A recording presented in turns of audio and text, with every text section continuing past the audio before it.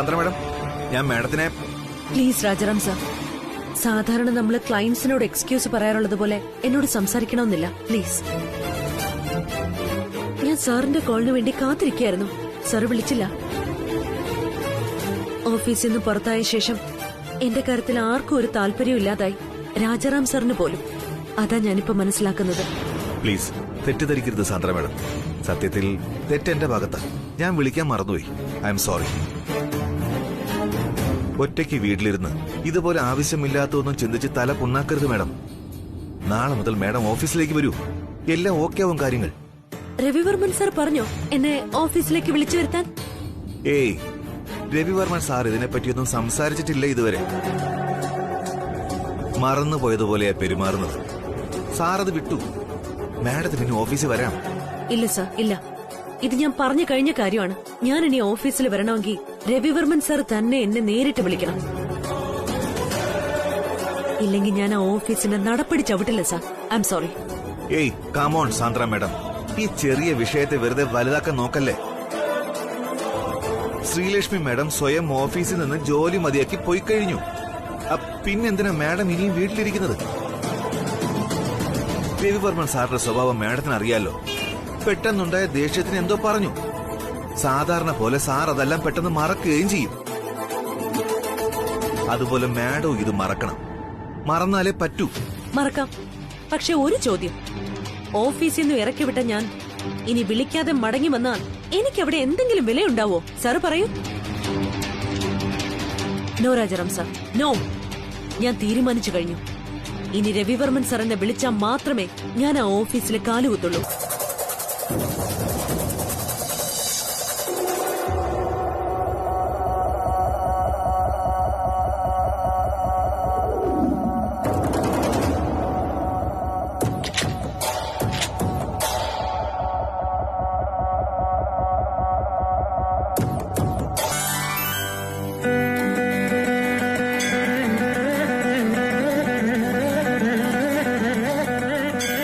പ്രാർത്ഥനയിലും താഴ്മയുണ്ടാകണം മകളെ, വിനയം. ആ താഴ്മ നിന്നോടൊപ്പം ഉണ്ടെങ്കിൽ അമ്മയുടെ അനുഗ്രഹം എപ്പോഴും ഉണ്ടാകും. മാത്രമല്ല, പ്രാർത്ഥന മുടക്കാതിരുന്നാൽ എത്രയും പെട്ടെന്ന് ഒരു സന്തോഷ വാർത്തയും വീട്ടിലെത്തും. ഇനി ഏതായാലും അഷ്ടമിയെക്കുറിച്ചുള്ള ചിന്ത വേണ്ട. അതുകൊണ്ടാണ് അമ്മ തന്നെ നിന്റെ മുൻപിൽ ഈ പ്രസാദം എത്തിച്ചത്.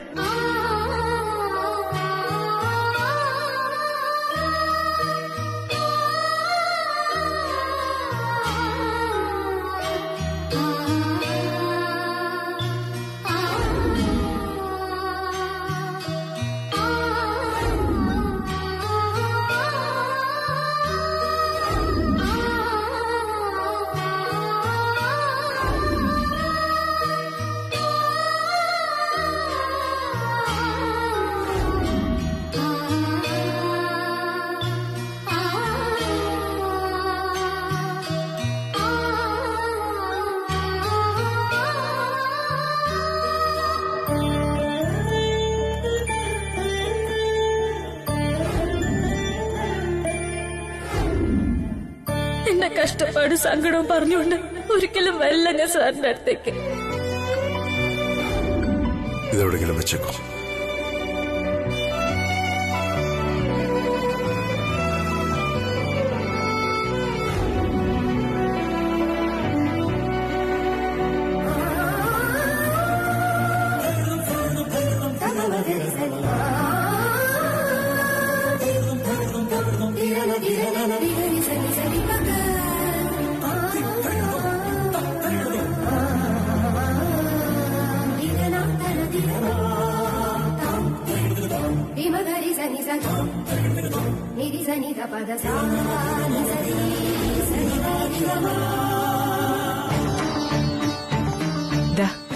ഈ പ്രസാദം വാങ്ങൂ.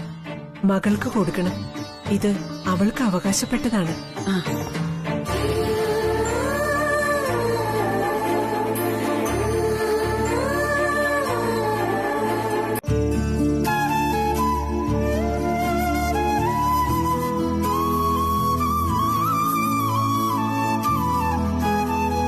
എന്റെ മനസ്സിലുള്ള ആഗ്രഹങ്ങൾ പറയാനാ ഞാൻ നിന്റെ അടുത്തേക്ക് വന്നത്.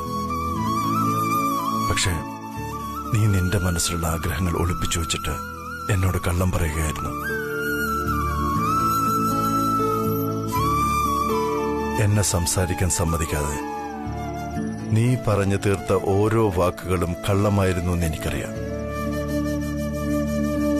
ഇനി എനിക്ക് തെറ്റി നിന്റെ വാക്കുകൾ സത്യമാണെങ്കിൽ വിധി നമ്മളെ ഒരിക്കലും ഒന്നായി ചേർക്കില്ല. പക്ഷെ നീ പറഞ്ഞത് കള്ളമാണെങ്കിൽ വിധി തീർച്ചയായിട്ടും നമ്മളെ ഒന്നിപ്പിച്ചിരിക്കും. ഇനി ഞാനെല്ലാം കാലത്തിന് വിട്ടുകൊടുക്കുകയാണ്. കാലം തന്നെ എല്ലാത്തിനും തീരുമാനമെടുക്കട്ടെ. കാലം തെളിയിക്കട്ടെ നമ്മുടെ പ്രണയം സത്യമാണോ അല്ലയെന്ന്.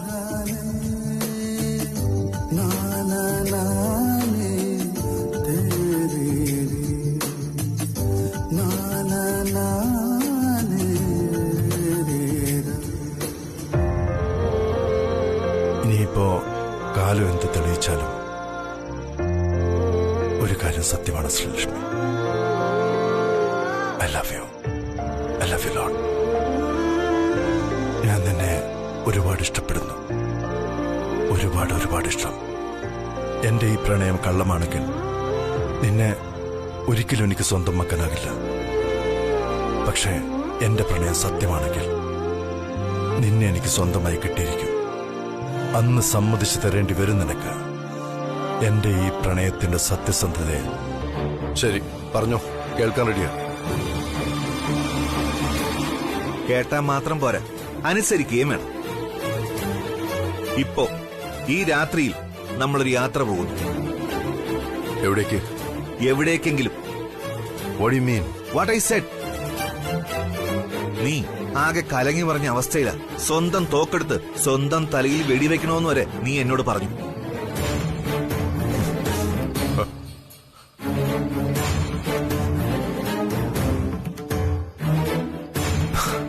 That was a joke. നീ അത് മനസ്സിൽ വെക്കണമെന്നില്ല. സോറി. ആത്മഹത്യ ചെയ്യുന്നതിനെ കുറിച്ച് ആരും ജോക്ക് പറയാറില്ല. എന്നാ ഞാൻ പറയും. മൊത്തം കലങ്ങിക്കിടക്കണമെന്നല്ലേ നീ ഇപ്പൊ പറഞ്ഞത്. That is true. പക്ഷേ എന്റെ മനസ്സിനെ തെളിയിച്ചെടുക്കാൻ നിന്റെ ഈ യാത്ര പോക്കൊണ്ടൊന്നും പറ്റില്ല. It is deep rooted and strictly personal.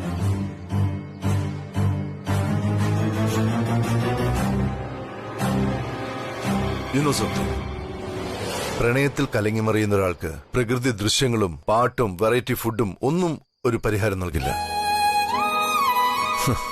ചില മണ്ടന്മാര് താടി വളർത്തി കള്ളും കഞ്ചാവ് ഓടിച്ച് നടക്കും. All these are of no use at all. പ്രണയത്തിന്റെ ഉള്ളം കലങ്ങലിന് പ്രണയം മാത്രമേ തെളിനീർ നൽകുകയുള്ളൂ. And that's out of your control. ഒരു ജോലി പോയാൽ മറ്റൊരു ജോലി. അവള് ജനിച്ചപ്പോ തന്നെ വർമ്മൻ ഗ്രൂപ്പിൽ ജോലി ചെയ്തോളാന്ന് നേർച്ചോ നേർന്നിട്ടില്ലല്ലോ. അവളിങ്ങനെ ഓരോന്ന് കാണിക്കുന്നതിന്റെ കാര്യം മറ്റൊന്നാ. അത് നിനക്ക് മനസ്സിലാവില്ലെങ്കിലും എനിക്ക് മനസ്സിലാവും. എന്തോന്ന് മനസ്സിലാവൂന്ന് നിങ്ങൾക്ക് ഒന്നും മനസ്സിലാവില്ല. ഒന്നും. അല്ലെങ്കിലേ പണ്ട് സഹദേവ മുതലാളി കടയെന്ന് പറഞ്ഞു വിട്ടപ്പോ ഒരു തലച്ചുമടി ജോലിയെങ്കിലും കിട്ടാൻ വേണ്ടി നാടൻ നലഞ്ഞെന്ന് മറക്കോ നിങ്ങള്? അന്ന് നിങ്ങളെ ഒന്ന് കണ്ടുപിടിക്കാനും സമാധാനിപ്പിക്കാനും ഞാനും മോളും അലയാത്ത സ്ഥലങ്ങളില്ല. എന്നിട്ട് ഇപ്പൊ പറയുന്നു ഒരു ജോലി പോയാ അടുത്ത ജോലി ഇപ്പൊ കിട്ടുമെന്ന്. കഷ്ടം തന്നെ നിങ്ങളുടെ കാര്യം. സരോജം, എന്റെ പ്രായവും പഠിപ്പല്ലല്ലോ മോൾക്ക്. അവളുടെ വിദ്യാഭ്യാസ യോഗ്യത അനുസരിച്ച് മതി. ഇനി മറുപടി പറഞ്ഞ് വിഷയം വലുതാക്കണമെന്നില്ല. ഒന്നാമതേ ഇന്ന് അഷ്ടമിയാ. മോൾക്ക് അസുഖം വരുന്ന ദിവസം. നിങ്ങൾ പോയി അവളോട് അമ്പലത്തിൽ ചെന്ന് പ്രാർത്ഥിക്കാൻ പറ. നടക്കട്ടെ, ചെല്ല്. ശരി ചേച്ചി. എന്താ മോളെ, സുഖമല്ലേ? സുഖാണെങ്കിലേ. ആന്റി, ഞാൻ പോയിട്ട് വരാമേ. ശരി.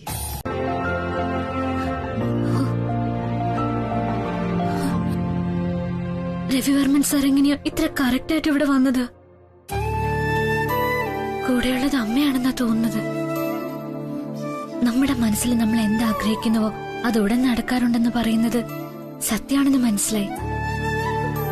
രവിവർമ്മൻ സാറ് എന്റെ മനസ്സിൽ ആഴത്തിൽ പതിഞ്ഞു കഴിഞ്ഞതാ. സാറിനെ മറക്കാനോ അകലാനും എനിക്ക് ഈ ജന്മത്തിൽ കഴിയില്ല. ഒപ്പം അച്ഛനെ വേദനിപ്പിക്കാനും. ഞാനിനി എന്താ ചെയ്യേണ്ടേ? എന്താ ചെയ്യരുതാത്തത്? ഒന്നും മനസ്സിലാവുന്നില്ലല്ലോ എന്റെ ദൈവങ്ങളെ.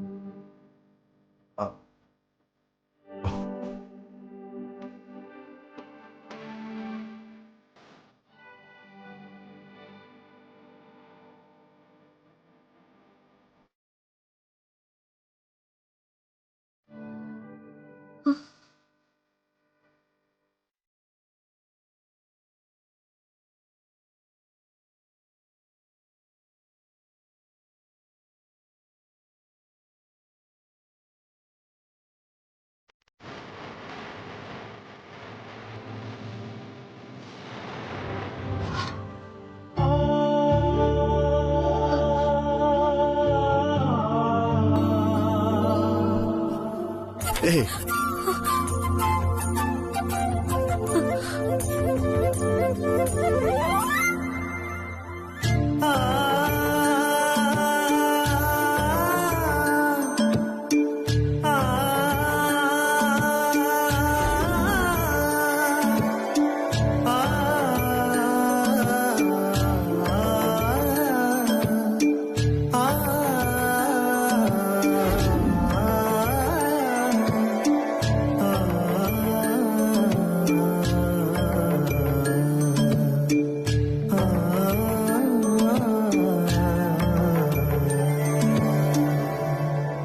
തേടുന്ന തീരം നീ, മൺപാതയെല്ലാം നീ, കാണുന്നതെന്തും നീ, കടലും നീ, രാവും നിലാവും നീ, പകലിന്റെ വേഗം നീ, പ്രിയമുള്ളതെല്ലാം നീ, ഞാനും നീ.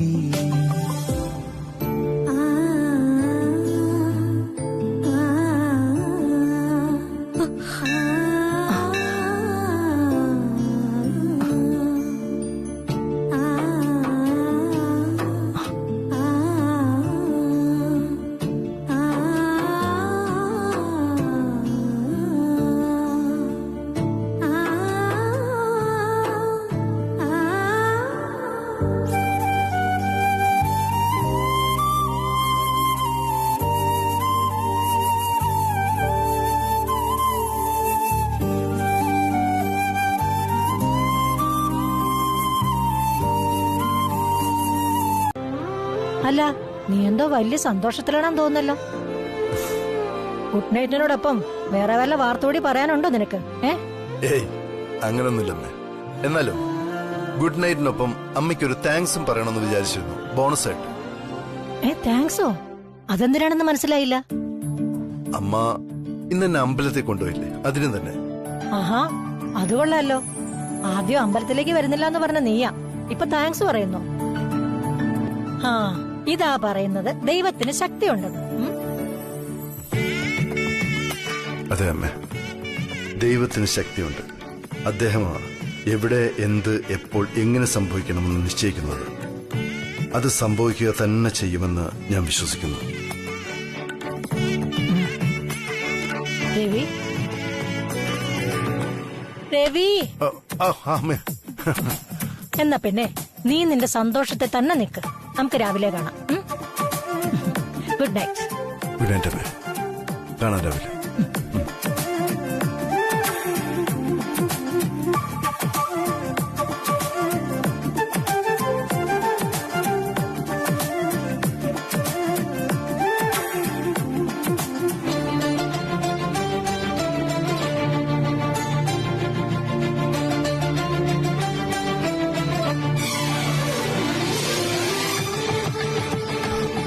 നീയും ഞാനും ഒരുമിച്ച് അവസാനം വരെ ഉണ്ടാകണമെന്ന് നമ്മൾ തീരുമാനിച്ചു കഴിഞ്ഞു ശ്രീലക്ഷ്മി. നമ്മളല്ലാതെ തീരുമാനിച്ചത് ദൈവം തന്നെയാണ്, സാക്ഷാൽ സർവേശ്വരൻ.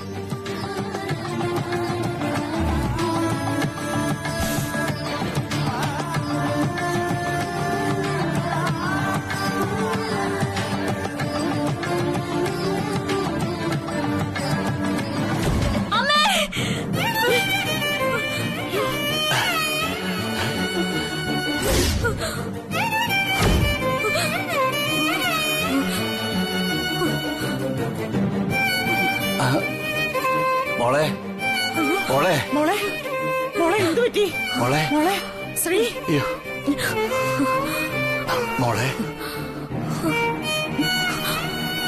അച്ഛാ, ഇന്ന് അഷ്ടമിയാ. ഞാൻ പറഞ്ഞില്ലേ നമ്മുടെ മോള്. സരോജം, നീ പെട്ടെന്ന് പോയി കുറച്ച് വെള്ളം കൊണ്ടുവാ.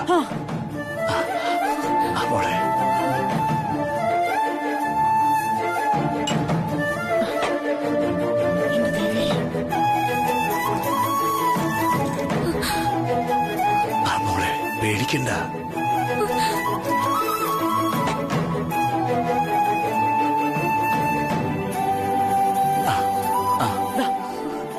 കുടിക്കും മോളെ.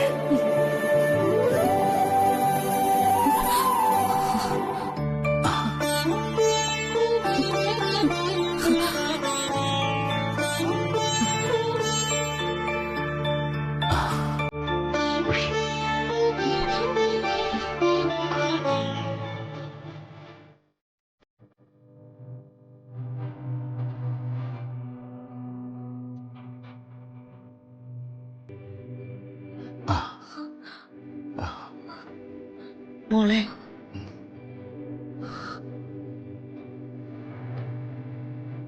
അമ്മേ, കത്തോത്തിമേ കാത്തോളേ.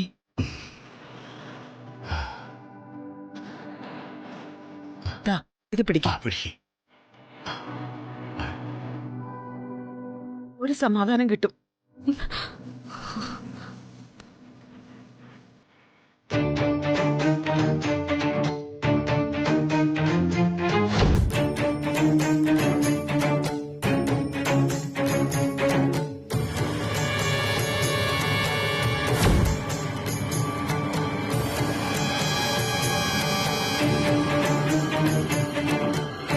നിങ്ങളല്ലേ പറഞ്ഞത് കമ്പനിയിലെ ജോലി ഉപേക്ഷിച്ച എല്ലാം ശരിയാകുമെന്ന്? എന്നിട്ടിപ്പോ ഇതാ കണ്ടില്ലേ, അഷ്ടമിക്ക് പഴയതുപോലെ മോള് വീണ്ടും വീണ്ടും ദുസ്വപ്നം കാണുകയാ. പേടിച്ചു വരച്ച് തണുത്ത് മഞ്ഞു വെട്ട പോലെ ഇരിക്കും അവള്. നീ വിഷമിക്കാതെ, എല്ലാത്തിനും എപ്പോഴെങ്കിലും ഒരു അന്ത്യം ഉണ്ടാവുമല്ലോ സരോജം. നാം അല്പം കാത്തിരിക്കണമെന്നേ ഉള്ളൂ. എല്ലാം ശരിയാവും, ശരിയായേ പറ്റൂ. ദൈവം നിശ്ചയിച്ചതുപോലെയാണ് അമ്പലത്തിൽ വെച്ച് നമ്മൾ പരസ്പരം കണ്ടുമുട്ടിയത്. അവിടെയും നീ എന്റെ വാക്ക് കേൾക്കാനോ ഒരു വാക്ക് പറയാനോ നിന്നില്ല. ഇതിനെല്ലാം ഇനിയെങ്കിലും ഒരു അവസാനം ഉണ്ടാക്കിയേ പറ്റൂ.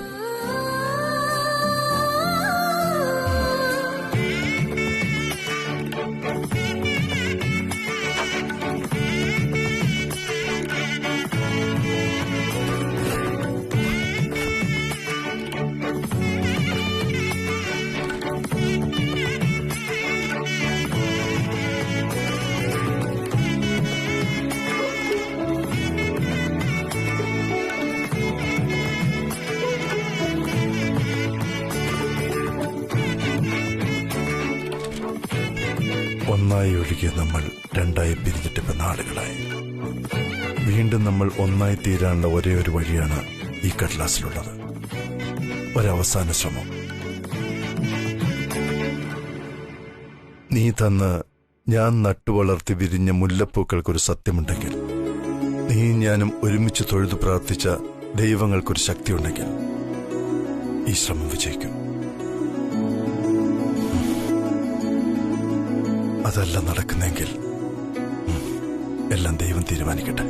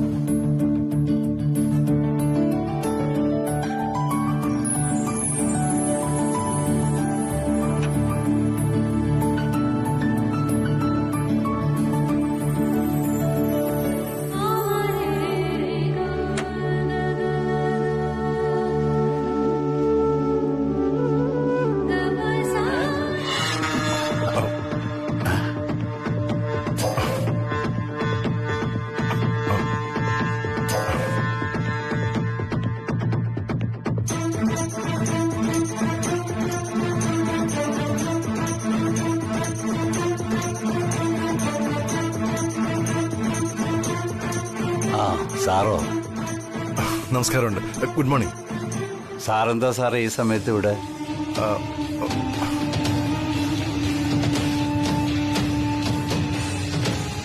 അയ്യോ സാറോ?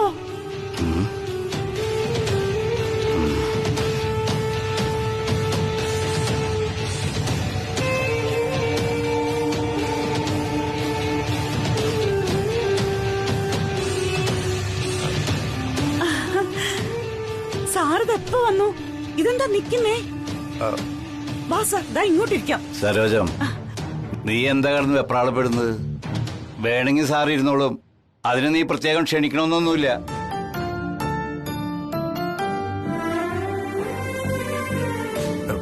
സോറി, ശ്രീലക്ഷ്മിയുടെ അച്ഛന് ഇപ്പോഴും എന്നോട് ദേഷ്യമാണെന്ന് തോന്നുന്നല്ലോ. എനിക്കെന്തിനാ സാർ സാറിനോട് ദേഷ്യം? ഇല ചെന്ന് മുള്ളിൽ വീണാലും മുള്ളി ചെന്ന് ഇലയിൽ വീണാലും ഇലയ്ക്കുള്ള ദോഷം വരാൻ.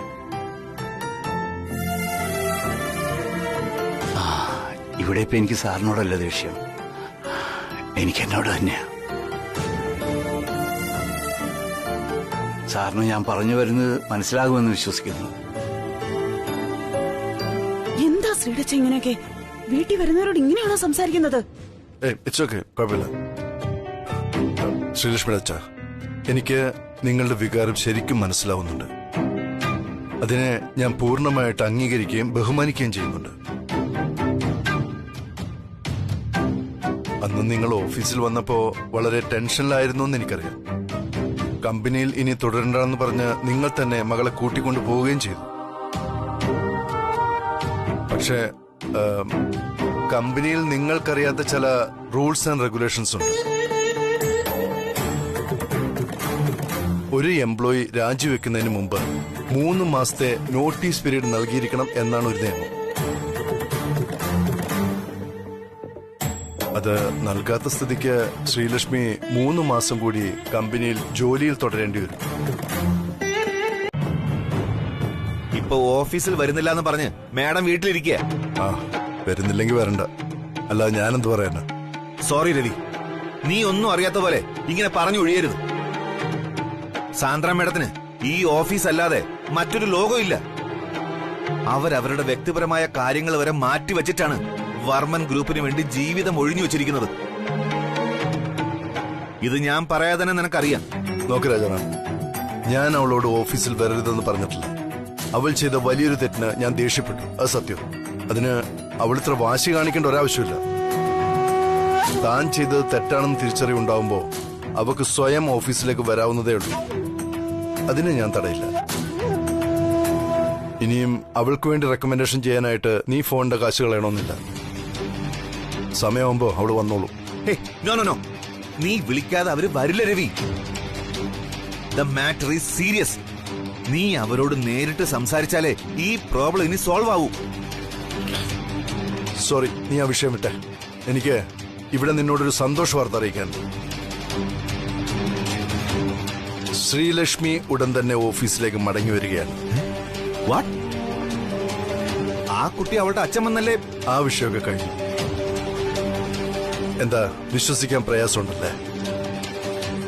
നീ ആ മോതിരം മടക്കി തന്നതോടെ എല്ലാം അവസാനിച്ചു എന്ന് കരുതി കാണും. എന്നാൽ ഒന്നും അവസാനിച്ചിട്ടില്ല രാജാറാം. ശ്രീലക്ഷ്മി ഉടൻ മടങ്ങി വരികയാണ് നമ്മുടെ അതേ ഓഫീസിലേക്ക്. വരുന്നത് പഴയ ശ്രീലക്ഷ്മി ആയിട്ടല്ല, രാജനന്ദിനി സാരീസിന്റെ ചീഫായിട്ടാണെന്ന് മാത്രം. രവി, എന്താ നീ പറയുന്നേ? പറയുന്നത് സത്യമാണ്.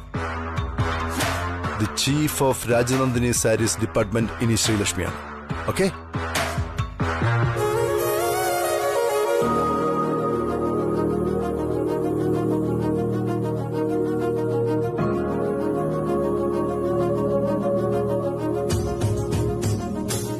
ഞാൻ ഫോൺ വയ്ക്കാം.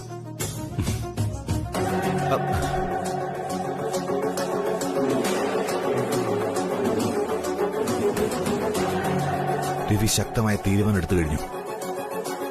സാന്ദ്ര മാഡം ഇനിയും ഓഫീസിലേക്ക് വന്നില്ലെങ്കിൽ വർമ്മൻ ഗ്രൂപ്പ് ഓഫ് കമ്പനീസിൽ നിന്ന് പുറത്താകുന്ന തീർച്ചയാണ്. ഉടനെ എന്തെങ്കിലും ചെയ്യണമല്ലോ. എന്ത് ചെയ്യാൻ പറ്റും?